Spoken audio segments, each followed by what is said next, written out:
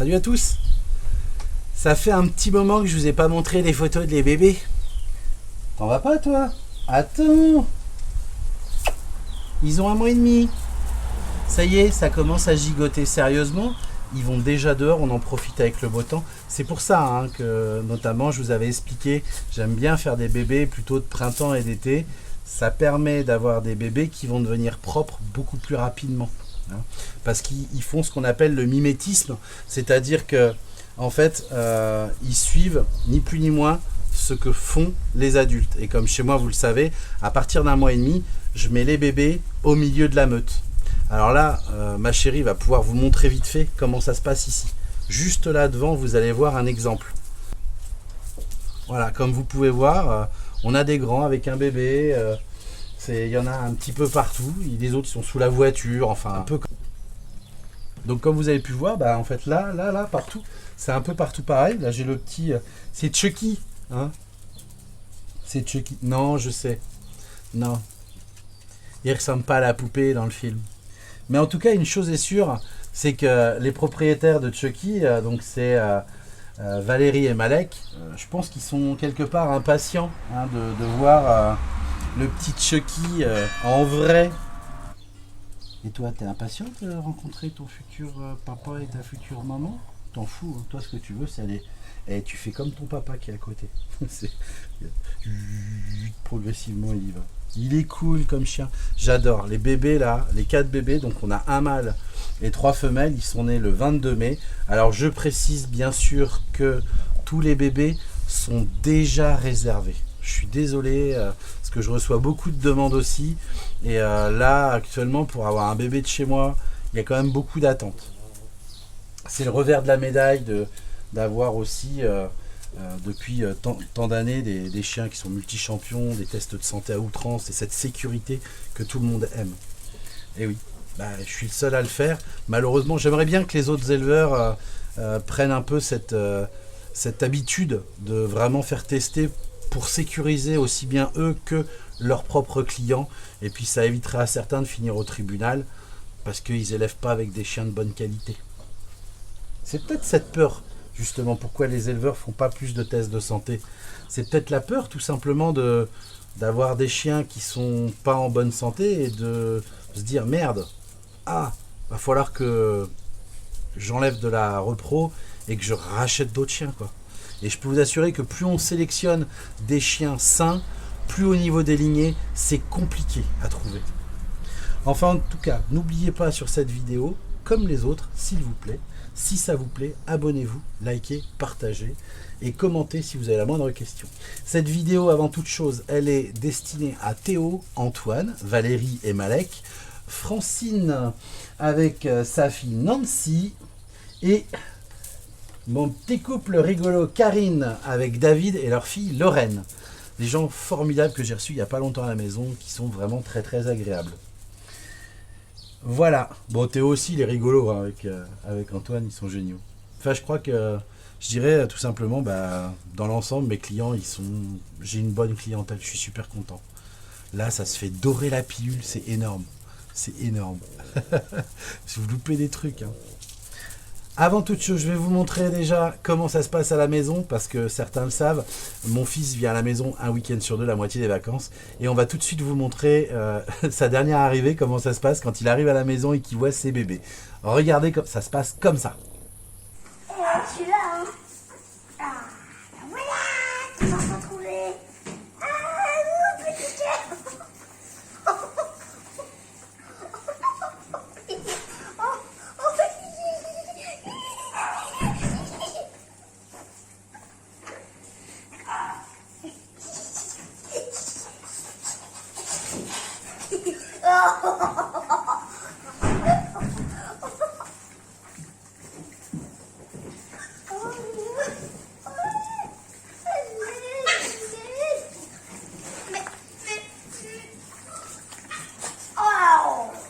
Mais c'est qui ça? Toi, Bouddha? T'es puni. Oui, t'es puni.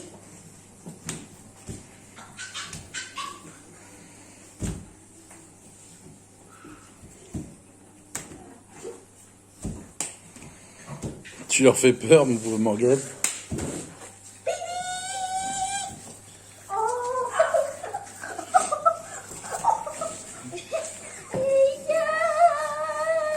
Oh, mais toi, Bouddha, t'es une météorite.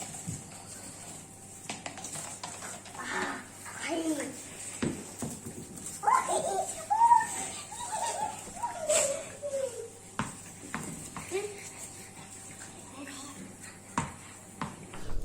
Vous voyez, hein, c'est sportif hein, avec Morgane. C'est toujours un plaisir et c'est très très positif pour les petits chiens d'avoir ce contact avec un enfant. Ça apprend aux chiots tout simplement à être un petit peu bousculés par les enfants qui sont un petit peu bruts par moment, mais qui sont pleins de bonnes ondes. Alors, comme on m'a demandé de voir les bébés de plus près, eh ben, on va le faire hein, tout simplement. Donc là, on a notre petite Chucky. Alors, le chiot a été très facilement choisi. Il n'y avait qu'un mâle. Donc voilà. Donc, mon petit Chucky, est-ce qu'il veut lever ses petites fesses? Je vais essayer de vous mettre le petit bébé le mieux possible. Hop là. Bon, ils ne sont pas travaillés encore sur la table. Hein. Ils ont qu'un mois et demi. Hein. C'est encore des petits bébés, ils ne savent pas trop se tenir. Mais est-ce que tu veux regarder par là-bas, petit bonhomme? Floup. Hop. Comment tu fais, toi? Comment tu fais? Hop. Tu te positionnes ou pas? Oh là là. Le petit bout de chou. Il ne faut jamais trop les bousculer hein, les premières fois comme ça. On essaye déjà de les habituer à être sur la table, tranquille, cool. Vous voyez, c'est pas la course. Là, ma chérie, elle va peut-être pouvoir zoomer un petit peu, qu'on voit sa petite tête de plus près.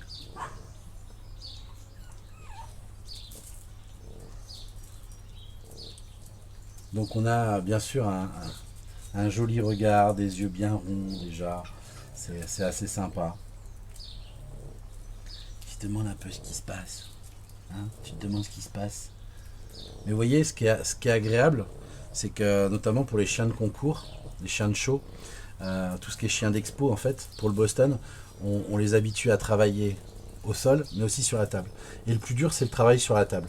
Tout simplement parce que ils sont bien loin du sol et ils s'en rendent compte. Hein. Même si, vous voyez, c'est pour ça que j'ai mis une certaine épaisseur pour que ça fasse une sensation un petit peu... ça fasse pas une sensation de vide et qu'ils voient pas le vide à côté. Vous voyez, faut pas qu'ils stressent. Tu stresses pas, ça va? C'est cool la vie. Hein? Oui, c'est cool la vie, oui. Oui. Donc le fait de les habituer un peu sur la table, ça va permettre aussi, après si les propriétaires souhaitent faire des concours par exemple, ça sera plus facile pour eux, déjà, c'est un acquis, parce que nous on va les travailler, vous savez comme je vous ai déjà montré, on a fait une vidéo, d'ailleurs je vais essayer de vous la mettre là, la vidéo sur le travail sur la table. Et donc on les habitue, on les prend, on les positionne, alors on les habitue un petit peu doucement, tranquillement, pas les bousculer de trop. Le but c'est d'avoir des pattes bien positionnées, un dos bien droit, il faut que ça soit angulé. L'angulation c'est ça, hein, comme ça au niveau de l'arrière. Hop là, pas comme ça, hein, parce que ça c'est pas beau. Je vais peut-être vous montrer la photo qui est juste là. Vous voyez, ça c'est une superposition. Et donc voilà. Enfin, surtout aujourd'hui, le principe de la vidéo, c'est de vous montrer un petit peu chaque bébé, de la portée. Hop, on a la vue de profil, un profil gauche, un profil droit. On voit déjà ce qui est génial. Alors on le voit plus de ce côté-là. Je vais vous montrer. Hop là, vous inquiétez pas, hein, la vidéo on compte pas le temps. Surtout que chaque propriétaire pourra voir son bébé. Vous voyez ici des petites bringures. Hop, rapprochez-vous, vous allez voir toutes ces petites bringures qu'il y a là. Parce qu'il ne faut pas oublier que le Boston Terrier noir et blanc, ça n'existe pas. Juste noir et blanc, ça n'existe pas. Il faut toujours, c'est marqué dans le standard, il faut toujours du bringé. Et là, vous voyez, il y a du bringé. Ça fait un espèce de côté un petit peu marron, quoi. Voilà. Donc, il a du bringé là, il a un petit peu de bringé derrière les oreilles et tout. Enfin bref. Il y a toujours un peu de bringé. Alors on va passer aux demoiselles, parce que là, dis donc, hein, petit chou, ça fait un petit moment que tu es là, toi. Alors là, je suis déjà avec une fille. Je tenais à dire donc faut savoir une chose, c'est que là, vous avez vu le petit Chucky qui était dans mes bras, et vous avez vu, il est super calme, super posé. Bah, il est pas comme ça en vrai. Hein. C'est parce qu'il est sur la table, c'est pour ça. Il y en a, sur la table, ils vont être totalement différents. Là, non, elle, Poussinette, la petite Poussinette, là, elle arrête pas. C'est la pile électrique du lot. Hein, vous voyez, elle arrête pas, elle est joueuse tout le temps, elle est super câline. Ça, c'est ce que j'aime aussi, vous voyez, dans le Boston, quand on élève bien les chiens, quand ils sont bien sociables, vous voyez, c'est câlin, ça demande que ça réclame tout le temps, c'est hyper sociable, hyper gentil. C'est foufou, c'est complètement fou, hein. Hein, c'est comédien aussi un petit peu, hein. On aura, comme la maman, comme le grand-père et tout, ce côté où vous les voyez, ils se mettent sur le côté, là, comme fait Bull, parce que sur le coup, c'est un peu le chef de meute, en dessous de moi, quoi. Et vous voyez, il est toujours en train de faire le comédien. J'ai fait une vidéo d'ailleurs sur le côté comédien du chien. Je vous invite à aller la voir, c'est assez rigolo. Dès que vous l'appelez, tout craque, il se pose. Il tapote la patte par terre. Mon Dieu, mon Dieu. Voilà, là on a une chienne que je vais étrangler. Je vais t'étrangler. Hein, sale bête, sale bête, sale bête, sale bête. Elle arrête pas. Elle arrête pas. Faut que tu te calmes. Faut que tu te calmes, Poussinette, là. Non, elle a pas envie de se calmer. Théo, c'est elle que je vais t'envoyer. Hein, infernal. Infernal. Alors, calme-toi. Comment veux-tu que les gens puissent voir comment tu te comportes si t'es infernal? S'en fout, hein. Elle veut pas faire la belle.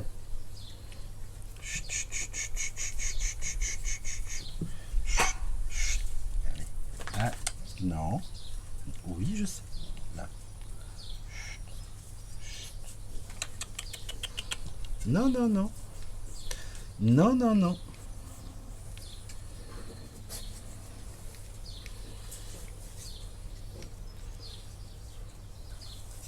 C'est un petit bout de chien. Elle sera pas très grosse plus tard. Parce que bon, vous le savez maintenant, chez moi, on cherche pas à avoir une quantité de chiots. Ça m'intéresse pas, comme il y en a chez certains là, qui veulent faire des portées de 8-10 chiots. Ça n'existe pas chez moi, ça. Parce que quand vous regardez les gabarits de mes femelles, hein, avec des chiennes qui font 6,5 kg, on peut pas mettre 10 chiots dedans, c'est pas possible. Alors, pour vous la montrer, je vais sacrifier mon doigt. Les c'est des vraies aiguilles, hein. Faut pas l'oublier. Hein. Les dents des chiots, c'est des véritables aiguilles. Alors au lieu de lui donner un morceau de viande, vous voyez, je lui donne un morceau de mon doigt. Ça marche bien aussi.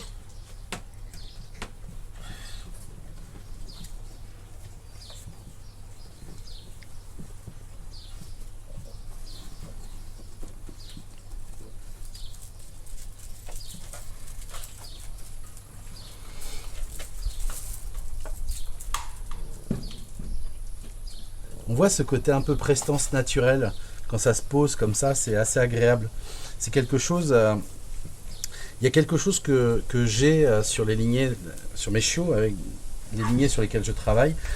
Et ça, on le retrouve principalement chez les très vieilles lignées de chez Kennedy. Parce qu'il y a beaucoup de chiens de l'élevage Kennedy qui sont dans les origines sur lesquelles je travaille, soit en parents, grands-parents, arrière-grands-parents, mais c'est très concentré. Et en fait, sur les lignées Kennedy, vous aviez la particularité d'avoir ce qu'on appelle le col de cygne. Et le col de cygne et ce côté prestance naturelle. Comme ça, vous allez voir là, vous voyez ce chien, donc c'est Kennedy's Bumblebee. Alors on le retrouve beaucoup sur les origines sur lesquelles je travaille, avec tous ses parents, etc. C'est la base de mon élevage. Hein. Et l'élevage Kennedy, pour information, c'était le meilleur élevage au monde de Boston Terrier. C'est aux États-Unis. Arrête de mordre, toi. Non. Voilà. Voilà comment on fâche un chiot. C'est suffisant. Pas besoin de plus. Chut. Et mais il faudra que je revienne sur les origines Kennedy et tout ça. Je reviendrai, je pense, dans une vidéo exprès pour vous expliquer un petit peu les vieilles origines, les belles origines et tout. Mais voilà, les vieilles origines Kennedy, c'est hyper intéressant. Et malheureusement, en Europe, si on veut ces origines-là, à part à la maison, on a du mal à les trouver. Hein. Il n'y a pas les origines comme ça en France, c'est pas possible. Il faut avoir accès à des chiens. Pour avoir accès à ces chiens-là, il faut être proche de certains éleveurs américains, comme je peux l'être. Et c'est compliqué. Ah, excusez-moi. Bon, je vais donner cette charmante demoiselle à ma chérie pour vous en montrer une autre. La magie d'Internet, vous l'avez pas vu arriver celle-là, hein? C'est encore une autre demoiselle. Donc il y a 3 filles, hein, je vous rappelle. On a vu d'abord le premier mâle, enfin le seul mâle d'ailleurs. On a vu la première femelle. Là on est sur la deuxième. Vous pouvez voir aussi que ça a beaucoup de vie. C'est très câlin, c'est très pot de colle de toute façon. Hein, ça se voit, on s'occupe jamais de nos chiens, c'est pour ça qu'ils nous aiment tant. Bah oui. Alors je précise que je me suis pas tartiné le visage de viande ou de quoi que ce soit, il n'y a pas besoin.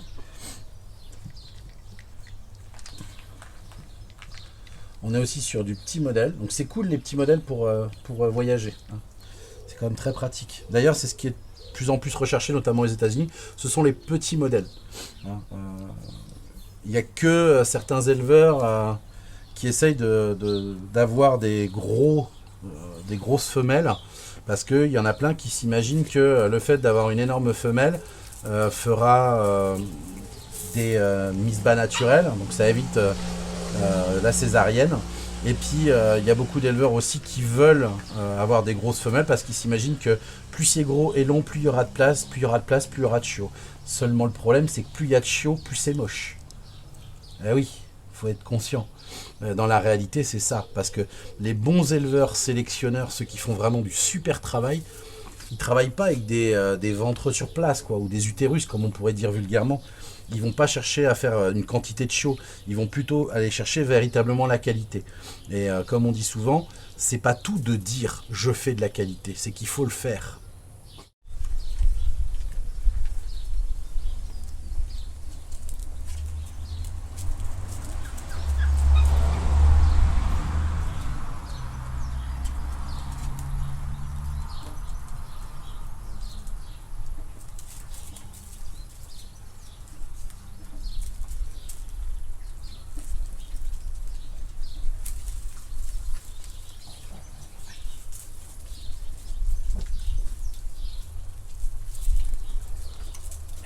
Montre ta petite tête là, qu'on puisse te voir de près. Hop. Ma chérie, si tu peux zoomer.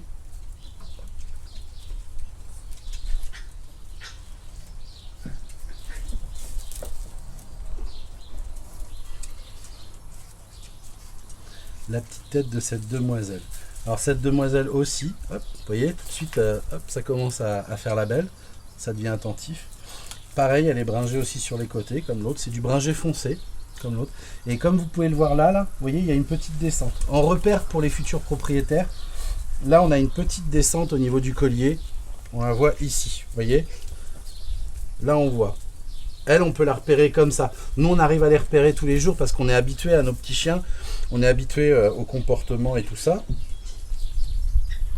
Donc on sait les repérer, voilà. Mais pour vous qui regardez la vidéo, ça sera plus facile. Donc on n'a pas parlé de la première, mais on va parler de la troisième après, celle la dernière femelle que je vais vous montrer dans quelques secondes. Et vous pourrez les repérer assez facilement comme ça. Alors pour repère, vous voyez, on sert des fois des petites choses, hop, comme ça au niveau du collier, des marquages au niveau des pattes avant, vous voyez, au niveau d'où descend le... jusqu'où ça descend. Là vous voyez par exemple, on a les deux pattes, hop, les deux pattes avant bien blanches, la poitrine bien blanche, vous voyez. Or que si ma chérie veut bien aller me chercher juste l'autre femelle juste avant. Donc là, ça c'est la femelle que je vous ai montrée juste avant. Donc vous pouvez voir par rapport à celle que je suis en train de vous montrer actuellement. Oui, bah oui, vous êtes deux faux folles. Là, on voit que la patte avant, vous voyez, regardez comment c'est fait. Là, on voit que celle-là, elle a une patte avant où il y a un peu de marron bringé. Et là, c'est beaucoup plus blanc, vous voyez, par rapport à celle-là. Vous voyez, il y a des petites différences de marquage. On peut regarder aussi la lisse blanche sur le front. On peut regarder, bon bah là par exemple, vous voyez, ici vous avez une chaussette blanche. Là un petit peu moins, par rapport à là où on est quasiment noir des deux côtés. Vous voyez, c'est des petites choses comme ça qui peuvent vous donner des repères. Là, par exemple, vous savez que celle-là, elle a la patte avant, patte arrière gauche, où il y a beaucoup de blanc. Celle-là, pas du tout, ni d'un côté ni de l'autre. Vous voyez, c'est des petites choses comme ça qui vous permettent, vous, futurs propriétaires, de repérer, quand vous re-regarderez cette vidéo dans 1 an, 2 ans, 3 ans, et ben vous serez repéré, et ben c'était elle là, ma petite chienne, c'était elle. Voilà, c'est ça aussi qui est cool. Allez, on va passer à la 3e titine. Et voilà, la 3e est arrivée. Alors c'est rigolo parce que vous voyez, vous retrouvez toujours ce même comportement typique des chiens de la maison, des chiens joueurs, câlins. Ça c'est la maison quoi. Des chiens qui sont bien dans leur tête. Déjà 1 mois et demi, vous voyez, c'est un peu foufou. Ça c'est dynamique, vous voyez. Après, je vais vous dire, de cette lignée-là, c'est foufou comme ça quand c'est petit. Mais après, avec le temps, ça se temporise énormément.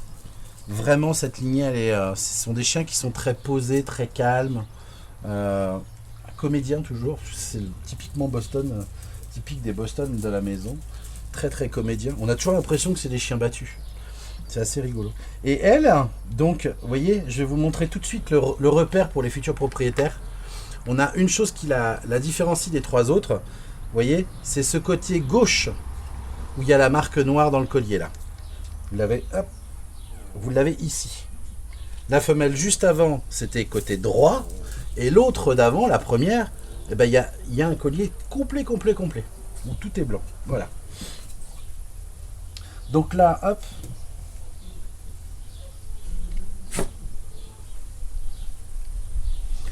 C'est pareil, on est sur une chienne un peu faux-folle, toujours.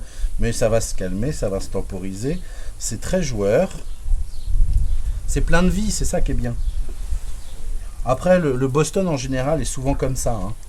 Mais moi, ce que j'aime à voir, c'est aussi les proportions, etc.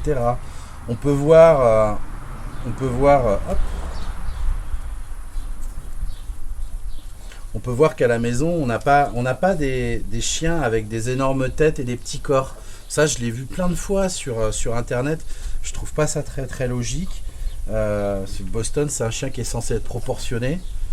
On a aussi, hop, je vais vous remontrer. Là, si elle se calme un peu, la demoiselle, vous allez pouvoir voir aussi, normalement, les yeux sont déjà formés. Vous pouvez voir, normalement, il n'y a pas de strabisme hein, non plus. Hein, au niveau des petits bébés de la maison. Hop. Ah, mais regarde devant toi. Il y a des gens qui te regardent là. Oui, regarde. S'en fout. S'en fout. Hein, tu t'en fous. Tu t'en fous. Ah, ça serait à manger, ça serait pas la même donne, hein. Ah. On va essayer de la mettre comme ça. Hop là. Là, vous allez pouvoir voir. On voit qu'il n'y a pas de strabisme. Vous voyez ça... Alors, je le dis et je le redis. Je l'avais dit il n'y a pas très longtemps. J'avais fait une vidéo là-dessus, justement, sur le strabisme. Je vous rappelle que les yeux des Boston, vous voyez, à 1 mois et demi, ils sont déjà en place. Ou des fois quasiment en place. Mais le Boston Terrier n'est pas un chien qui a un œil qui part d'un côté et l'autre ici. Ou comme ça. Ou comme ça, vous voyez ce que je veux dire, ou comme ça. Non.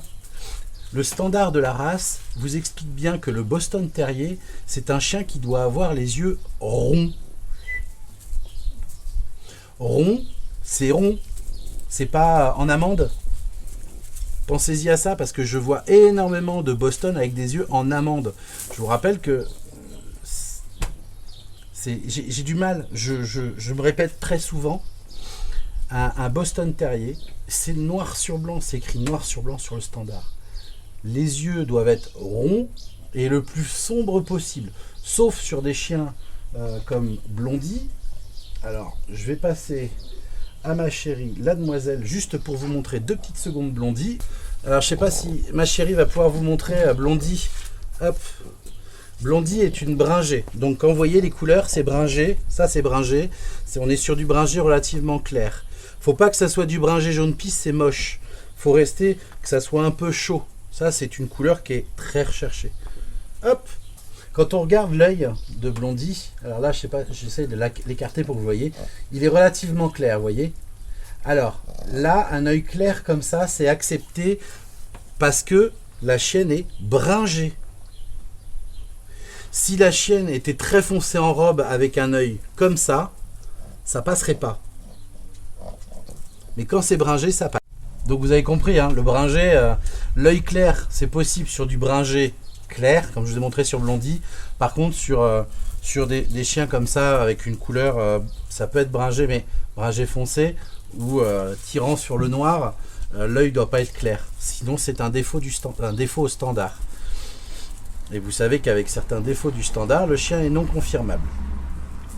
Voilà, voilà. Donc on a là, cette troisième petite puce, on revient quand même dessus, hein, cette petite folle, là.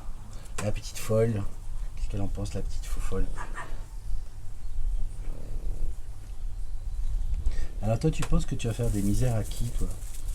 Hein, tu vas faire des misères à qui? À nous tout d'abord. À toi? À nous tout d'abord. À nous, oui, bah nous en premier, bien sûr. On nous fait des petites misères, on fait des bêtises, on mange les claquettes. Hein? Moi, j'ai toujours pas retrouvé des claquettes de chantier. Il va falloir que je trouve des claquettes de chantier.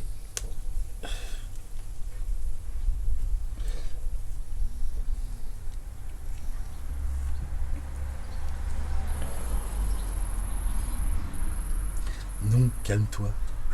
Arrête, c'est pas toi qui décide. Arrête. Chien malheureux, chien tristounet.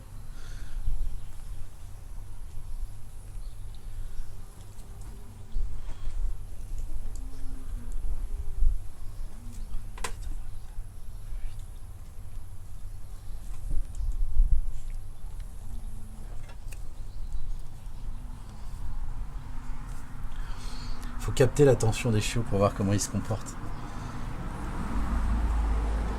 S'ils sont joueurs ou pas, s'ils sont un peu aventuriers. J'avais fait la vidéo où j'expliquais un petit peu le choix du chiot. Alors, je vous invite à aller la voir, elle est relativement très intéressante cette vidéo. Quand j'explique justement que c'est moi qui choisis pour mes clients. Alors c'est pas toujours évident de comprendre parce que des éleveurs qui font ça comme moi, il y en a très très peu. Parce qu'il faut quand même avoir une certaine analyse. Faut être à l'écoute en fait de ses clients. Faut être à l'écoute pour vraiment comprendre. Hein.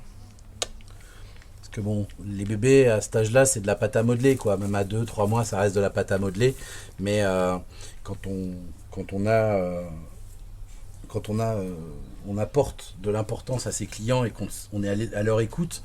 On leur demande souvent qu'est-ce que vous faites dans la vie, est-ce que vous êtes plutôt maison, est-ce que vous êtes plutôt de la ville, de la campagne, est-ce que vous avez un grand jardin, un petit jardin, est-ce que vous êtes des gens qui sont plutôt très cosmopolitains, est-ce que vous êtes des gens qui avaient l'habitude d'aller monter le GR20, enfin vous voyez ce que je veux dire quoi.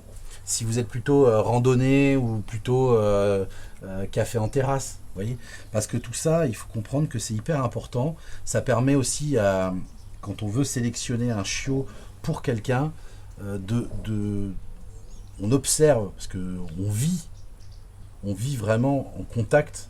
Et je vous rappelle encore, je parle pour moi, hein, je ne parle pas pour les autres éleveurs, parce que chacun élève de façon un peu différente, on est tous à peu près pareils, mais avec des détails. Et puis bah, vous savez, c'est comme entre une Citroën AX et puis une Ferrari Spider, bah, ça reste deux voitures, mais il y a des détails qui font la différence. Bah, dans l'élevage, c'est pareil. Donc voilà, et c'est sur des détails qu'on arrive à faire des différences. Et donc moi, si vous voulez, j'apporte de l'importance à ce que me dit justement mon client, et je vais choisir le chiot qui correspond le mieux à son attente. Mais, je dis bien, il y a un grand mais, c'est-à-dire qu'imaginons, moi si on me demande par exemple un chiot hyper calme, hyper tempéré, parce qu'on est écrivain, eh ben, je vais pas mettre un chiot qui est une pile électrique, parce que bah, ça va pas coller, quoi. Et j'ai pas envie de retrouver un de mes chiots, ça m'est jamais arrivé, hein. Faut pas oublier que j'ai quand même des chiens de concours depuis 1996, et ben, faut pas oublier que j'ai jamais eu aucun de mes chiots, aucun, qui s'est retrouvé sur le bon coin à être vendu à 4, 5, 6 mois pour parce que le chien convenait pas, quoi. Non, j'ai déjà eu des chiens qui se sont retrouvés sur le bon coin en l'âge adulte ou des choses comme ça, parce que bah, des fois, les gens font des erreurs et au lieu d'en faire part à l'éleveur, eh ben, non, ils passent derrière, ils ont peur de se prendre une réflexion, de se faire juger, enfin bon. Et du fait qu'ils ont peur d'eux, eh ben, ils vont essayer de faire une façon qui n'est pas forcément la meilleure pour l'avenir du chiot. Voilà. Donc tout ça pour vous dire que si un jour ça ne colle pas avec votre chiot, quelle que soit la race que vous élevez, s'il vous plaît, la première personne que vous devez informer, c'est l'éleveur. Parce que vous prenez par exemple un éleveur comme moi, j'ai une liste d'attente, j'ai à peu près 1 an d'attente pour avoir un chien de chez moi. Ce qui fait que si le chien ne vous correspondait pas, moi j'ai déjà du monde derrière qui attend des chiots. Et à ce moment-là, on pourra essayer de se débrouiller pour que votre bébé tombe tout de suite dans une maison avec une famille que j'ai déjà sélectionnée. Toi, tu vas aller vivre chez un boucher ou je sais pas, un dentiste. Un petit dentiste. Hein? Mangeuse de doigts. C'est qui la mangeuse de doigts? C'est qui? Qui c'est qui mange les doigts? C'est toi qui manges les doigts? Non, c'est toi. Ah non, ils mangent tous les doigts. Ils mangent les doigts de main, les doigts de pied. Les cheveux aussi de Latifa. Là, vous la voyez pas. Elle est juste derrière. Elle est mais pliée de rire. Elle est là. Bah oui, parce que Latifa, mine de rien, il y a quelques mois en arrière, elle vivait au Maroc et elle aimait bien les chiens sur les photos. Elle avait son papa qui avait des chiens, mais plus à la campagne, et elle ne connaissait pas cette vie. Parce qu'au Maroc, vous n'avez pas tout à fait les mêmes façons. On a très peu de gens au Maroc qui vivent avec des chiens à la maison. C'est pas la même chose que chez nous. C'est un peu différent. Le rapport avec les chiens est différent. Et ben là, du jour au lendemain, elle est passée de 0 à 15. Plus les bébés, c'est monté à 30 là. Là, on avait quand même 30 bébés, hein, parce qu'il y avait la portée des bébés qui ont eu 3 mois, là, ils sont quasiment tous partis. Il en reste un qui doit partir à l'étranger encore, qu'on garde un peu plus longtemps. Donc, des bébés de 3 mois, il y en avait 6. Il y avait donc, c'est des bébés de pâte à foin. On a la portée de Prisme, qui ont eu 2 mois. Donc, il y en avait 5. Et là, Dragounette avec ses 4. Voilà. En tout cas, j'espère que cette vidéo vous aura plu. J'espère que les futurs propriétaires dont j'ai cité les noms tout à l'heure sont contents d'avoir pu voir un petit peu les bébés. Et puis moi je vous dis surtout n'oubliez pas, abonnez-vous, likez, partagez et les commentaires, ça se passe en dessous. À bientôt, salut!